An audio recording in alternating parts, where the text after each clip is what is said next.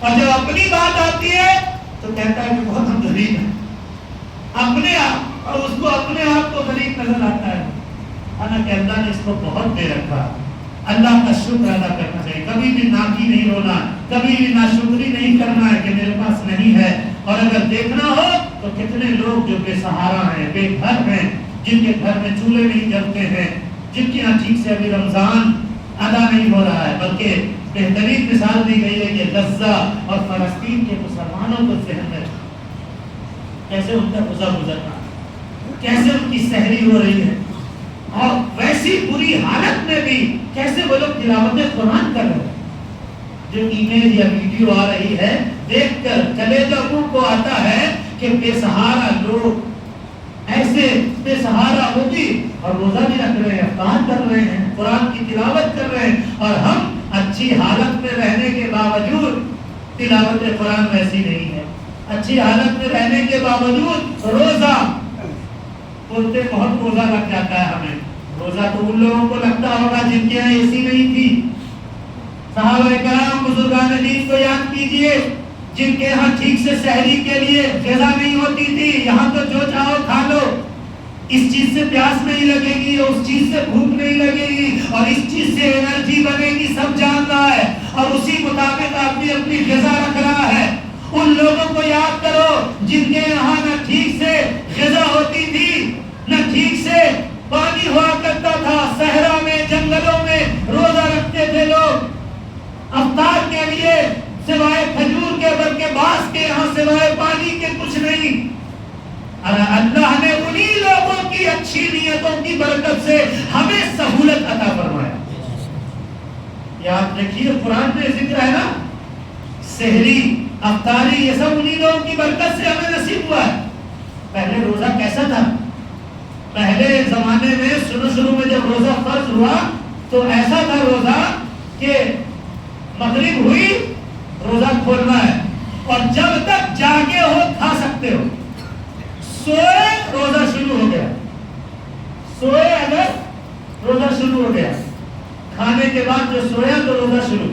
اب سحری نہیں کھا سکتا، پانی نہیں پی سکتا، ہم لوگ کی طرح آسانی نہیں کہ تھوڑا کھا سو لیا، پھر تھوڑا آدھا گھنٹہ نیند لے کر تب اذان ہوئی تو تراویح کے لیے مسجد آ گئے، پھر تراویح پڑھ کے گئے تو تھوڑا ریسٹ لے لیا، تب کھانا کھایا، کھانا کھانے کے بعد پھر سو لیے، پھر 3 بجے بھور میں پھر اٹھ گئے، سحری کھا لیے، ابھی اذان نہیں ہوئی اور کھاتے رہو، ابھی اذان نہیں ہوئی ابھی اور کھاتے رہو، پانی پی لو، لاکھ پی چکا آدمی پھر بھی ابھی 5 منٹ مؤذن صاحب نے کہا ہے ذرا ایک گلاس اور پانی پی لے، ابھی 2 منٹ اعلان ہوا ہے اور پی لے، حتیٰ کہ ٹائم ختم بھی ہو گیا، اچھا ابھی اذان نہیں ہوئی ہے ابھی اور پی لیں، اذان بھی ہونے لگی ابھی دور کی ہو رہی ہے اور پی لیں، سحری میں دور کی ہو رہی ہے اور پی لو، اور افطاری میں جیسے دور کی ہوئی جلدی سے بسم اللہ ہو گیا، ارے ابھی تمہاری مسجد میں نہیں ہوئی ہے، کیا ہوا اذان تو ہو گئی نا،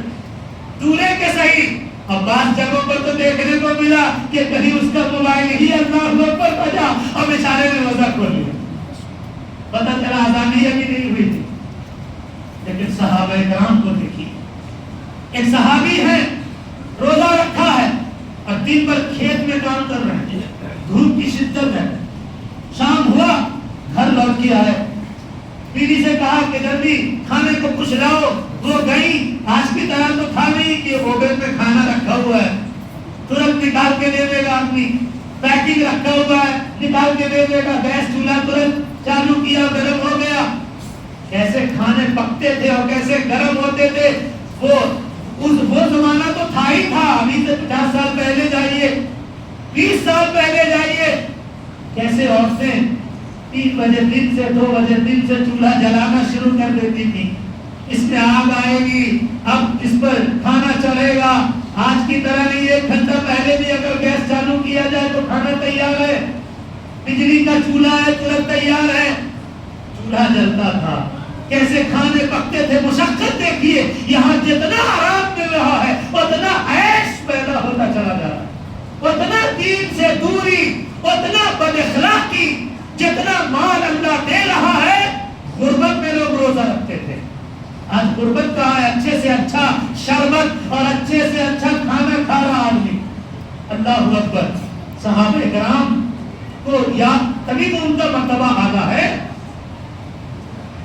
بیوی گئی کھانا لانے اور یہاں تھوڑا سا نیند لگ گئی, دیکھ گئے تھکے ہوئے تھے, دن بھر کھیت میں کام کیا تھا. یہاں آدمی تھوڑا سا دکان میں نہیں بیٹھتا تو بھی کہتا میرے سے روزہ نہیں ہو پائے گا. کام میں بیٹھنا پڑتا ہے, بیچنا پڑتا ہے, کارخانے کو دیکھنا پڑتا ہے, دن بھر کھیت کیا ہے اور پھر روزہ رکھے ہوئے. بیوی گئی رس ہو گئے. اب جو آئی کھانا لے کر کہا کہ ہم تو روزہ ہو گیا تو کھا نہیں سکتے. اسی حال میں پوری رات گزر گئی. دوسرا دن آ گیا, پھر کھیت میں گئے. کھیت میں کام کرتے کے دوران بے ہوش ہو کر گر گئے. اللہ کے نبی کو خبر پہنچی اس صحابی کی کہ ایسا ایسا ہوا ان کے ساتھ.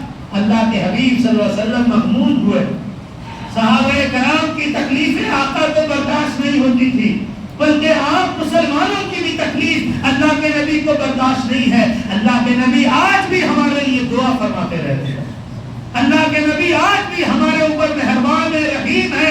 قرآن نے کہا لقد جاءکم رسول من انفسکم عزیز علیہ ما عنتم حریص علیکم بالمؤمنین رؤوف رحیم. یہ رسول تمہارے اوپر حد درجے کے مہربان ہے. مومنوں کا مشقت میں پڑنا اس پر گرا گزرتا. یہ مومنوں پر آرام چاہتے ہیں. صحابہ جب اس صحابی کی خبر پہنچی, حضور کے دل پر تکلیف پہنچی.